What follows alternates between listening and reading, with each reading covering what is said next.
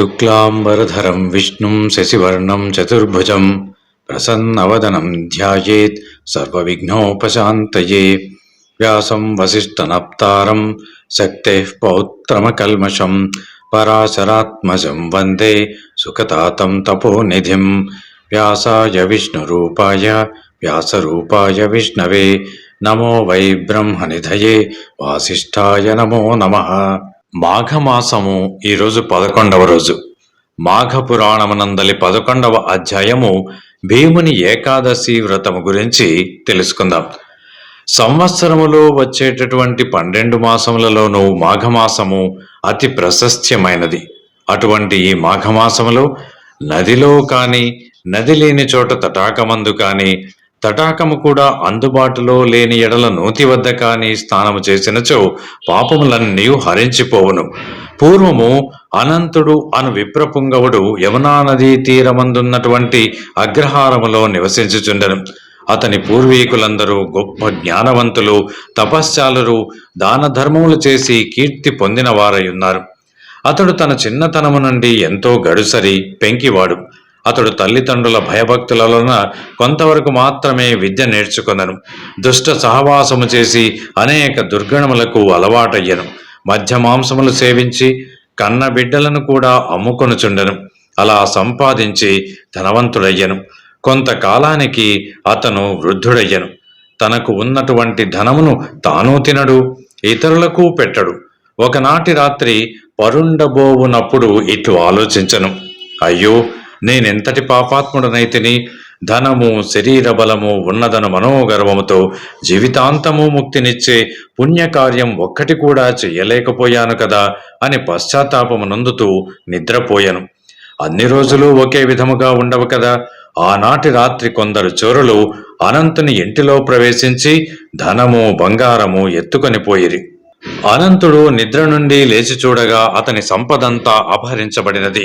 అన్యాయముగా ఆర్జించిన ధనము అన్యాక్రాంతము అయ్యనని రోదన చేసినాడు. ఆ సమయమున పెద్ద పెద్ద నీతులన్నీ అతనికి జ్ఞప్తికి వచ్చినవి. తాను చేసిన పాపములకు ప్రాయశ్చిత్తము కోరసాగెను. ఆ సమయముననే మాఘమాసం నడుచుచున్నందున యమునా నదికి వెళ్లి స్నానమాడెను. అందువలన అతనికి మాఘమాస నదీ స్నాన ఫలం దక్కెను. నదిలో మునిగి తడిబట్టలతో ఒడ్డునకు వచ్చెను. చలికి గడగడా వణుకుచు బిర్రగా బిగుసుకుపోవచ్చు. నారాయణ నారాయణ అంటూ ప్రాణములు విడిచెను. ఆ ఒక్క దినమైనను నదిలో స్నానము చేయుట వలన అతడు చేసి ఉన్నటువంటి పాపములన్నీ నశించిపోయి వైకుంఠవాసుడయ్యను అంటూ వశిష్ఠుడు తెలిపెను. పాండవులలో ద్వితీయుడు భీముడు. అతడు మహాబలుడు, భోజన ప్రియుడు, ఆకలికి ఏమాత్రమూ తాళలేనివాడు. బండెడు అన్నమైనను అతనికి చాలదు. అటువంటి భీమునకు ఏకాదశి వ్రతము చేయవలయునన్న కుతూహలము పుట్టినది. కాని ఒక విషయంలో బెంగతో ఉండెను. అది ఏమందువా? ఏకాదశి నాడు భోజనము చేయకూడదు కదా, భోజనము చేసినచో ఫలము దక్కదు కదా అంటూ విచారించి తన పురోహితుని కడకపోయి, ఓయి పురోహితుడా, అన్ని దినముల కంటే ఏకాదశి అత్యంత పుణ్యదినమని వెరుగుదును, కాని దాని విశిష్టత ఏమో అంటూ భీముడు అడిగెను. అందుకు పాండవ పురోహితుడు దౌమ్యుడు, అవును భీమసేన, ఆ రోజు అన్ని దినముల కంటనూ ఎంతో ప్రశస్తమైనది, శ్రీ మహావిష్ణువుకు అత్యంత ప్రీతికరమైనది కనుక అన్ని జాతుల వారను ఏకాదశి వ్రతము చేయవచ్చును అంటూ పలికెను. సరే, నేను అటులనే చెయ్యుదును. కాని విప్రోత్తమ, నేను భోజన ప్రియుడన్న సంగతి జగద్విదితమే కదా. ఒక ఘడియ ఆలస్యమైనను నేను ఆకలికి తాళలేను. కనుక ఏకాదశి నాడు ఉపవాసముండుట ఎటులా అని విచారించుచున్నాను. ఉపవాసము ఉన్న దినముననే ఆకలి ఎక్కువగా ఉండను. కావున ఆకలి దాహము తీరులాగున ఏకాదశి వ్రతఫలము దక్కులాగున నాకు సలహా ఇయ్యుము అంటూ భీముడు కోరెను. భీమసేనుని పలుకులకు దౌమ్యుడు చిరునవ్వు నవ్వి, ఓ రాజా, ఏకాదశి వ్రతమునకు దీక్ష అవసరము. దీక్షతోనే కార్యము చేసినను కష్టము కనిపించదు. కావున నీవు దీక్ష పూనిచో ఆకలి కలుగదు. రాబోవు ఏకాదశి అనగా మాఘశుద్ధ ఏకాదశి మహాశ్రేష్టమైనది. దానిని మించిన పర్వదినము మరి ఒకటి లేదు. ఒక్కొక్క సమయంలో మాఘ ఏకాదశి రోజు పుష్యమీ నక్షత్రముతో కూడినదై ఉండను. అటువంటి ఏకాదశి సమానమగునది మరి ఏదీనూ లేదు కదా. సంవత్సరమందు వచ్చు 24 ఏకాదశులలో మాఘశుద్ధ ఏకాదశి మహాపర్వదినము కావున ఆ దినము ఏకాదశి వ్రతము చేసిన గొప్ప ఫలితము కలుగును అని పలికెను. ఇందు ఏమాత్రమునూ సంశయము లేదు. కావున ఓ భీమసేన, నీవు తప్పక మాఘశుద్ధ ఏకాదశి వ్రతమును ఆచరింపుము. ఆకలి గురించి దిగులు పడకు. దీక్షతో ఉన్న ఎడల ఆకలి ఏమాత్రమూ కలగదు, నియమం తప్పకూడదు కదా అని వివరించను. దౌమ్యుని వలన తన సంశయము తీరినట్లు అగుటచో భీముడు మాఘశుద్ధ ఏకాదశి నాడు అత్యంత నిష్ఠతో వ్రతము చేసి ఉపవాసం ఉండెను. అందులకే మాఘశుద్ధ ఏకాదశిని భీమ ఏకాదశి అని కూడా పిలుతురు. అంతేకాకుండా ఓ దిలీప మహారాజా, పరమేశ్వరునకు అత్యంత ప్రీతికరమగు శివరాత్రి కూడా ఈ మాఘమాసమునందే వచ్చును. కావున మహాశివరాత్రి మహాత్మ్యమును గురించి కూడా నీకు వివరించదను, వినుము. శ్రద్ధాళువై ఆలకింపుము అంటూ వశిష్ఠుల వారు దిలీప మహారాజుతో ఇటుల పలికిరి. ఏకాదశి మహావిష్ణువునకు ఎటుల ప్రీతికరమైనదే అదే విధముగా మాఘ చతుర్దశి అనగా శివ చతుర్దశి, దీనినే శివరాత్రి అని కూడా అందరు. అది పరమేశ్వరుడికి అత్యంత ప్రీతికరమైన దినము. మాఘమాసమందలి అమావాస్యకు ముందు రోజున వచ్చడి దీనినే మహాశివరాత్రి అని అందరూ పిలిచెదరు. ఇది మాఘమాసములో కృష్ణపక్ష చతుర్దశి నాడు వచ్చును. ప్రతి మాసమందు వచ్చు మాస శివరాత్రి కన్నా మాఘమాస కృష్ణపక్షములో వచ్చేటటువంటి మహాశివరాత్రి పరమేశ్వరునికి ఎంతో ప్రీతికరమైనది. ఆ రోజు నదిలో కానీ తటాకమందు కానీ లేక నూతి వద్ద కానీ స్నానము చేసి శంకరుడిని పూజించవలను.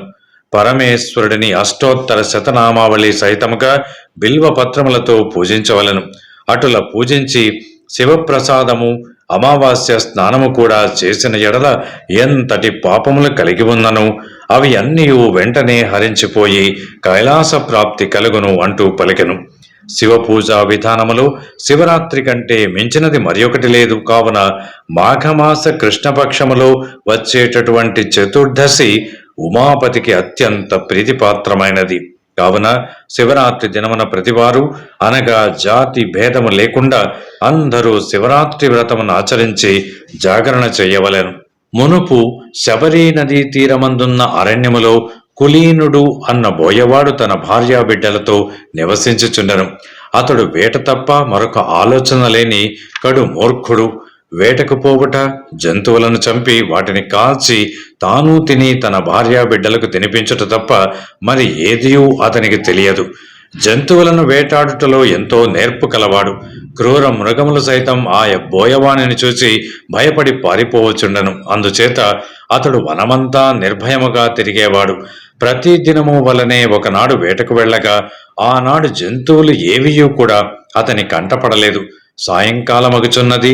వట్టి చేతులతో ఇంటికి వెళ్ళుటకు అతనికి మనస్సు అంగీకరించనందున ప్రొద్దు కృంగిపోయినను అక్కడ ఉన్నటువంటి మారేడు చెట్టు పైకెక్కి జంతువుల కొరకు ఎదురు చూచుచుండెను. తెల్లవారుతున్న కొలది చలి ఎక్కువై మంచు కురుస్తున్నందున కొమ్మలను దగ్గరగా లాగి వాటితో తన శరీరాన్ని కప్పుకొనుచుండెను. ఆ కొమ్మలకున్నటువంటి ఎండుటాకులు రాలి చెట్టు క్రింద ఉన్నటువంటి శివలింగము మీద పడినవి. ఆ రోజు మహాశివరాత్రి. అందులో బోయవాడు పగలంతా తిండి తినక రాత్రంతా జాగరణతో ఉండను. ఇంక ఏమున్నది, శివరాత్రి మహిమ బోయవానికి సంప్రాప్తించను.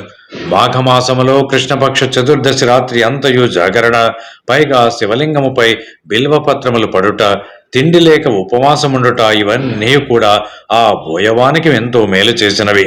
జరామరణములకు హెచ్చు తగ్గులు కాని శిశు వృద్ధ భేదములు కాని ఉండవు. పూర్వజన్మలో చేసుకున్నటువంటి పాపపుణ్యములను బట్టి మనుషుడు తన జీవితమును గడపవలసినదే.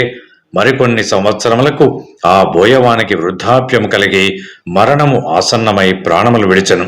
వెంటనే యమభటులు వచ్చి వాని ప్రాణములు తీసుకుని పోవచుండగా కైలాసము నుండి శివదూతలు వచ్చి యమదూతల చేతిలో ఉన్నటువంటి బోయవానిని జీవాత్మను తీసుకుని శివుని దగ్గరకు పోయిరి. యమభటుల చేయునది లేక యమునితో చెప్పిరి. యముడు కొంత తడువు ఆలోచించి శివుని వద్దకు వెళ్ళెను. శివుడు, పార్వతి, గణపతి, కుమారస్వామి, తుంబుర, నారదాది గణములతో కొలువు తీరియున్న సమయంలో యముడు వచ్చి శివుడికి నమస్కరించను. ఉమాపతి కూడా యముడిని దీవించి ఉచితాసనమిచ్చి కుశల ప్రశ్నలు అడిగి వచ్చిన కారణము ఏమి అని ప్రశ్నించను. అంతట యముడు, ఓ మహేశ, చాలా దినములకు మీ దర్శన భాగ్యము కలిగినందులకు ఎంతగానో ఆనందించుచున్నాను. మీ దర్శన కారణం ఏమనగా, ఇంతకుముందు మీ దూతలు తీసుకొని వచ్చినటువంటి బోయవాడు మహాపాపి, అత్యంత క్రూరుడు, దయా దాక్షిణ్యాలు లేక అనేక జీవహింసలు చేసి ఉన్నాడు. ఒక దినమున అనగా మహాశివరాత్రి నాడు తాను యాదృచ్ఛికముగా జంతువులు దొరకనందున తిండి తినలేదు. జంతువులను వేటాడుటకు ఆ రాత్రి అంతయు మెలకువగానే ఉన్నాడే కాని చిత్తశుద్ధితో తాను శివలింగమును పూజించలేదు. కావున అతనిని కైలాసమునకు తీసుకుని వచ్చుట భావ్యమా? అంత మాత్రమున అతనికి కైవల్యము దొరుకునా అంటూ యముడు విన్నవించుకున్నాడు.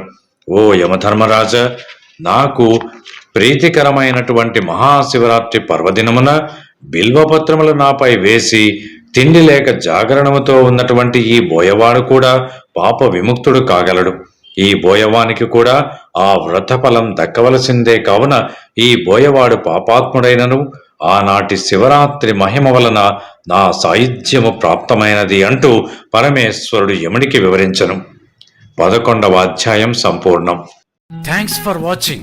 Please comment, like, share and subscribe our channel.